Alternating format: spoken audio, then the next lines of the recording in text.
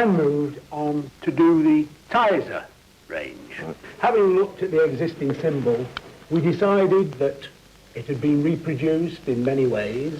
One on the bottle, completely differently on the can. When it came to trucks...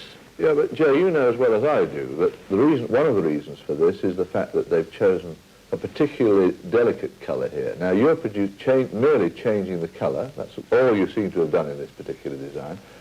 How do I know that that colour is going to reproduce in paint, in metal cans, on paper, and be the same colour each time? Well, first of all, if you've got two products, which is the same product, one in a bottle, one in a can, you don't give the public different in a can and something completely different in a bottle.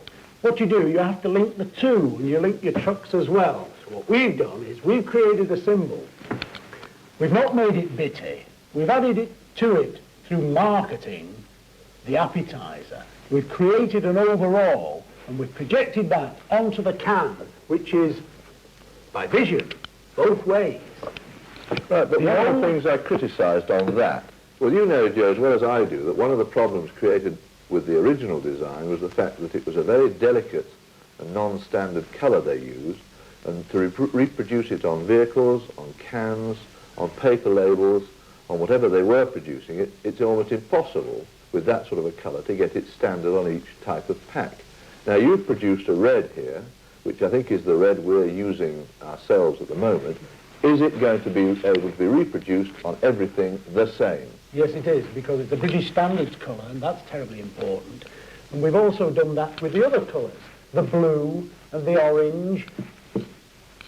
And in taking the symbol as a whole, this is now being cleaned up in such a way that this is reproducible in any medium. Well, that's not too bad. You've done something to the basic symbol, these two droplets that the original design had. Why have you done that? Yeah, the reason for doing that, Mr Dick, is this, that on the original symbol, the eye flowed into the symbol and you couldn't get out at the other end.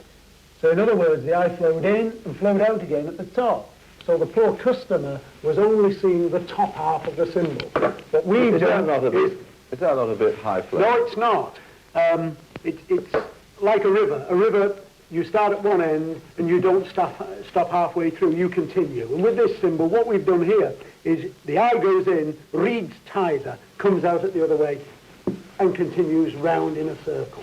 Okay, now let's look at this new pack and tell me why you've picked such a livid yellow for what is a rather smooth-coloured product, and why, also, if you're looking at this fairly carefully, you've made the J totally illegible. I don't accept that the colour is insipid in any way. I think what we've got here is a gorgeous orange product.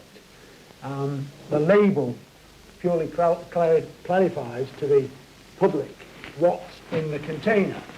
And the orange and the lemon are complementary to one another, and therefore gives a total impact of an orange drink. When you come onto the can, again, if you compare this with either containers, this is the one that gives you the impression that there's an orange drink inside. Talking about the J, I would agree that the J perhaps is not large enough, and therefore we could look at that again on both containers and perhaps give it a little more weight. I'm intrigued that in both these designs you've just used two colours on white.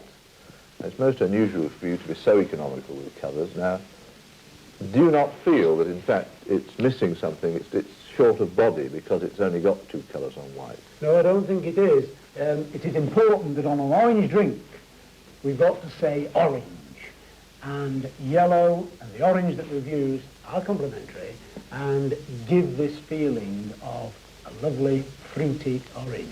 Right, now with this, would you like to take both these to the next stage and put all the legal requirements on